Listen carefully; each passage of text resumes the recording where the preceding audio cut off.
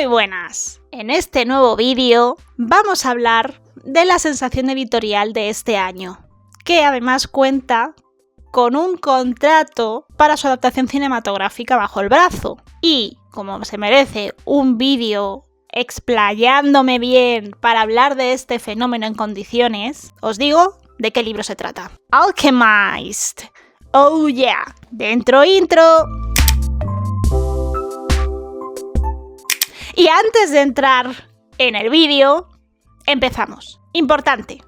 Suscríbete, dale al me gusta, activa la campanita para que te salgan los recordatorios de cuando publico contenido. Y sígueme en la cuenta de Instagram, porque ahí publico contenido prácticamente todos los días y hablamos de pelis, de libros, de series, de música, en definitiva, de cultura. Así que te espero. Empezamos. No voy a hacer una reseña al uso, me explico, porque ya hay muchas en internet. Yo lo voy a hacer a mi manera, como diría Francineta, on my way. Pero vale, entonces, sí que voy a poner un poco del contexto, de dónde surge esta idea, los antecedentes. Voy a hablar también de lo que a mí me ha gustado y luego de lo que no me ha gustado y unas pequeñas conclusiones. Ese va a ser un poco el esquema. Puede que desvaríe un poco mientras voy improvisando. ¡Así soy yo! ¿Qué es Alchemist? Lo habréis visto en las librerías, pero para hablar de Alchemist, antes de deciros una cosa. Este libro tiene 1050 páginas, entonces mis bracitos son de alambre. Yo voy a intentar tener el brazo alguna vez que coja el libro, pero no puedo estar durante los 10 minutos o 15 que vaya a durar el vídeo así, porque mis brazos son, lo que digo, de alambre y se me van a caer. Entonces lo dejo aquí a mi vera y alguna vez lo cogeré, pero para que sepáis, ¿vale?, de qué libro hablo. ¿Qué es Alchemist? Pues bien, para hablar de Alchemist tenemos que hablar del origen de todo. Y el origen de todo es que esto de Alchemist procede de un fanfiction. ¿Qué es un fanfiction, Isa? Un fanfiction es coger personajes ficticios, pero que conocemos todos, y crear una historia totalmente alternativa a los sucesos que hablan en ese libro. En esta ocasión, este fanfiction, en su inicio, se llamaba Manacold. Manacold cogía los personajes de Harry Potter y en concreto cogía a Hermione Granger y Draco Malfoy en un universo en el que Harry Potter perdía y Voldemort ganaba, y básicamente se empieza a desarrollar el tropo, el cliché de un Dramione, porque era contar la historia ficticia, amorosa, de qué hubiera pasado si estos dos personajes hubieran tenido una historia en ese contexto mágico. Este fanfiction lo peta. Hay muchos sobre este tropo de Dramione, pero en concreto Manacold lo peta tantísimo que, claro, está escrito por un autore, Sen Li Yu, y este autore no recibe absolutamente ninguna cantidad monetaria de todo el número de reproducciones que tiene esta novela, a pesar de ser un profundo éxito. Pero las editoriales observan y dicen: Sen Li Yu, te ofrecemos un contrato editorial. ¿Pero qué ocurre? Que tienes que cambiar todo, porque si lo publican entrarían en litigios con la transfoba, porque evidentemente hay nombres y todos los nombres están protegidos por copyright y puede haber denuncia de propiedad intelectual. Entonces le dicen: ¿estás preparada, Sen Li Yu, para escribir la historia sin que haga ninguna referencia a Harry Potter? Y dice Sen Li Yu: sujétame el cubata. Coge y se planta con Alchemist, creando un universo mucho más complejo y totalmente diferente al universo de Harry Potter. A su vez, creo que, si no me equivoco, amplía más escenas de las que tenía el fanfiction original. Y si bien tiene algunas referencias, y si lo lees puedes pillar algunas referencias de Harry Potter, se desmarca por completo de la historia, creando un universo alternativo que la verdad que es muy interesante. Una cuestión, no hay que leer antes Manacold para poder leer Alchemist, son dos lecturas totalmente independientes.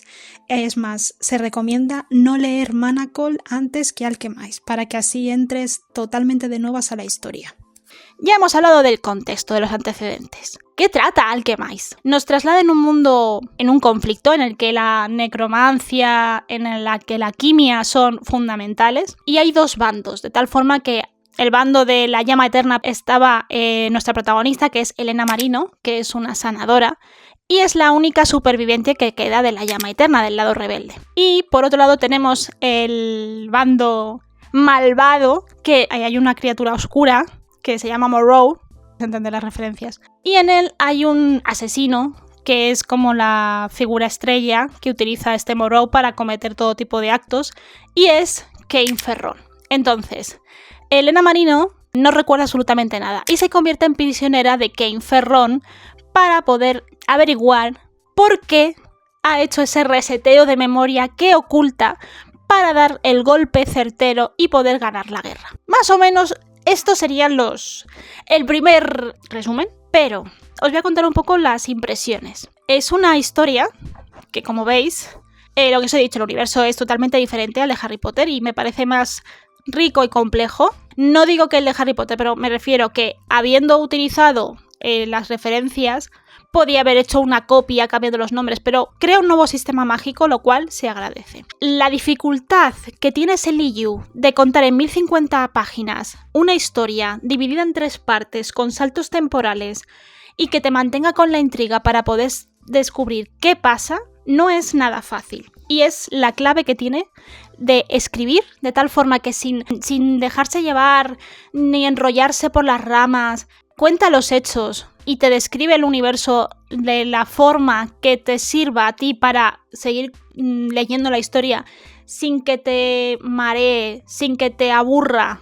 Eso no es nada fácil y eso es digno de alabar. Para mí es de los aspectos que más me ha gustado. Además, creo que retrata muy bien, utilizando ese conflicto bélico, las consecuencias devastadoras que tiene una guerra a nivel psicológico y emocional. La instrumentalización de muchos símbolos, de muchas personas que las quieren convertir en héroes, pero que en el fondo son meros juguetes rotos que utilizan los verdaderos promotores de las guerras. También habla de que hay grises, de que ni los buenos son buenos, ni los malos son malos, y la importancia fundamental de conocer la narrativa de la historia y controlar esa narrativa, porque te hace cuestionarte de hasta qué punto depende de quién te cuente la historia. El desarrollo y el contexto de esa historia puede cambiar si el punto de vista lo retrata otra persona. Y los flecos y todo aquello que no vemos y que se queda borrado de la historia, tantos héroes en guerras en general, no me refiero al libro, sino en tantas, por ejemplo, muchas mujeres cuando han sido borradas, lo recordaba mientras lo leía, ¿no?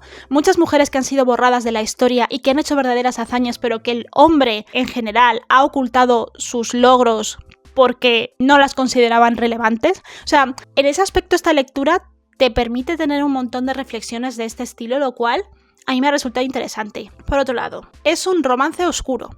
Y me alegro con orgullo y satisfacción decir que en efecto es un romance oscuro, no es un romantasy. No es un romantasy, es fantasía oscura. Por lo tanto, sí que la prioridad es contar la historia de sus dos protagonistas, de Kane Ferron y Elena Marino, pero como se desarrolla en este contexto bélico, sí que te retratan en la acción de lo que está aconteciendo y la relevancia que tiene porque es fundamental para contar la historia de estos dos personajes, y que no tiene esa prioridad de contar el amor por encima de la trama. No sé cómo decirlo. Evidentemente es una historia de amor, sí, pero creo que está tan bien escrita en la que no justifica. Hay partes que son dark romance, sí, pero lo que tiene el autor es que no justifica ni romantiza a sus personajes, ni las conductas tóxicas que tiene, ¿vale? Sino que por el contexto en el que crecen estos dos personajes y todo su bagaje, es comprensible que hayan conectado hasta ese punto. Esta novela, para mí, aparte de lo que he comentado del aspecto de que cuenta muy bien cómo es un conflicto bélico, el que resulte amena y entretenida durante 1050 páginas, es una novela de personajes, de contar la evolución psicológica y emocional de los dos personajes. Y eso creo que lo hace de forma brillante. Les conoces de pe a pa. Luego tiene secundarios, pero realmente lo que importa son sus protagonistas y en ese aspecto.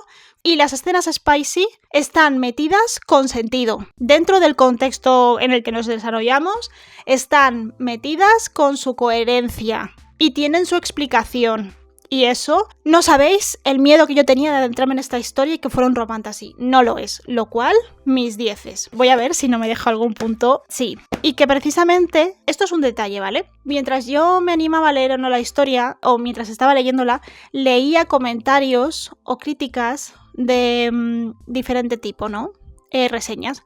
Y era curioso que aquellas reseñas que eran hechas por hombres, ninguno había terminado el libro. No quiero decir ni generalizar, ¿vale?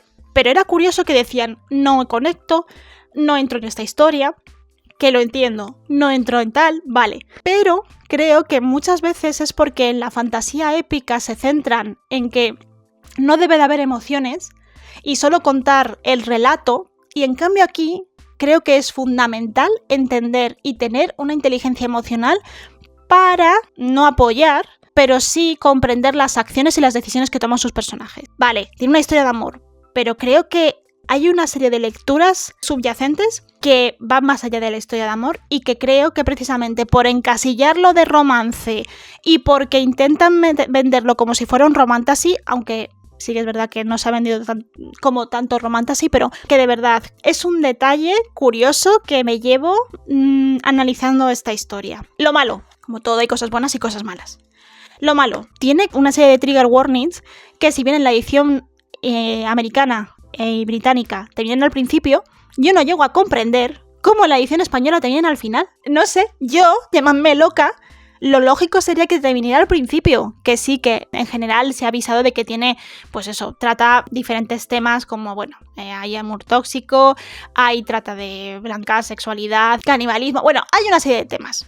Lo dejaré por aquí. Pero lo lógico es que este contenido, estos avisos, vayan al principio, no al final. ¿De qué me sirve leerlo al final? Porque llámame loca, pero yo no me leo la última página. Normalmente nadie se lee la última página para ver los trigger warnings. Entonces creo que la editorial ahí tenía miedo de que la gente se echara para atrás si ponía los trigger warnings al principio. Y me parece un craso error, porque mucha gente que a lo mejor no conoce esta historia o no ha leído los avisos antes, en otros comentarios, puedan decir, oye, mira, ¿esto qué es?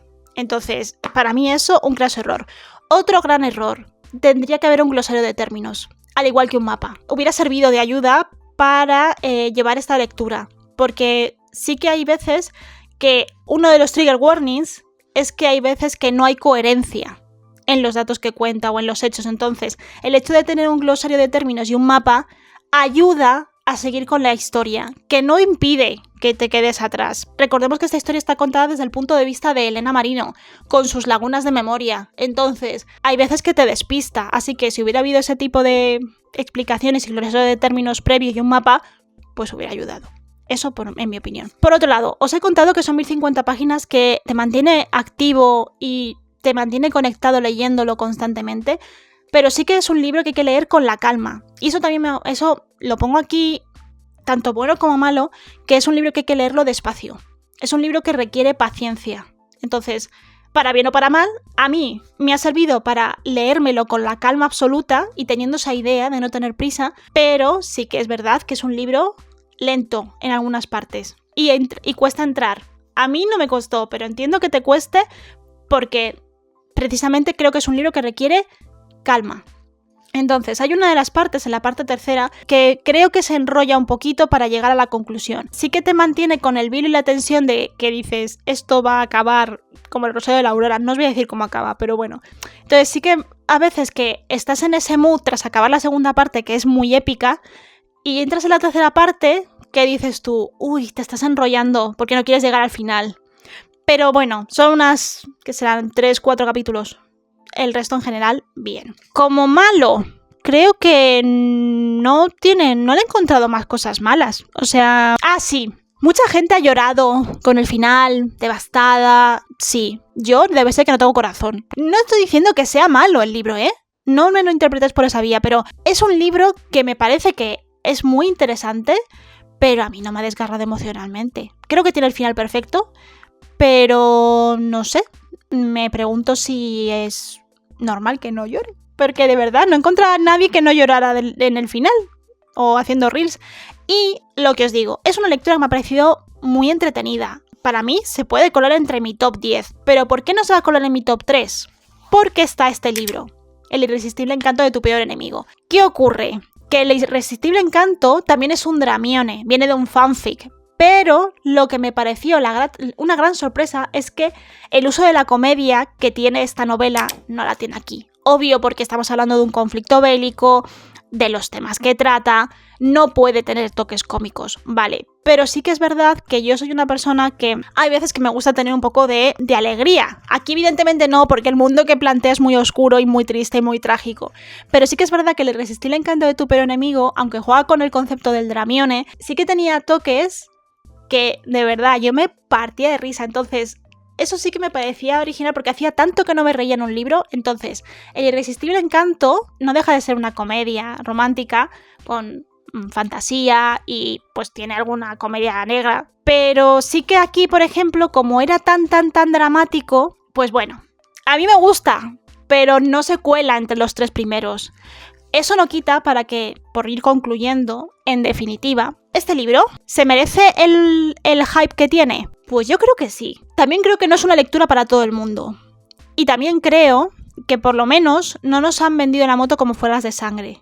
Que para mí Alas de Sangre le vendieron como, vamos, ha tenido igual de hype que este, pero ya sabéis que yo el Alas de Sangre va de retro Satanás con el romance así. Aquí no, aquí puedo decir con total contundencia que esto es un romance oscuro. No es un... A ver, tiene dark romance, pero es fantasía oscura. Y lo bueno que tiene es que si esta autora no le hubiera escrito como lo ha hecho, yo me hubiera bajado de este carro desde el minuto 1. Pero había algo que tiene que te hace seguir leyendo. Y eso, como os digo, no es nada sencillo. Eso no quita que a mí yo el dark romance, de verdad, es un género que no me gusta entrar ahí. No soy fan ni del romance así. Pero aquí he de decir que Sen Li Yu lo ha hecho muy bien. Así que en ese aspecto, fetén. Al igual que lo que os habla del tema de la guerra. Total, que cuando salga la peli, si la hacen bien, si se ponen... Porque si deciden dedicar los recursos necesarios, pueden tener un fandom muy fuerte. Ahora, como la caguen, a lo bestia. Entonces, si queréis un drama oscuro, si no os importan, leeros los trigger warnings, las advertencias, y si no os importa, yo la verdad que os lo recomiendo, por las lecturas que tiene. Ahora, no se cuela entre mis top 10 del año, pero creo que es una lectura muy interesante.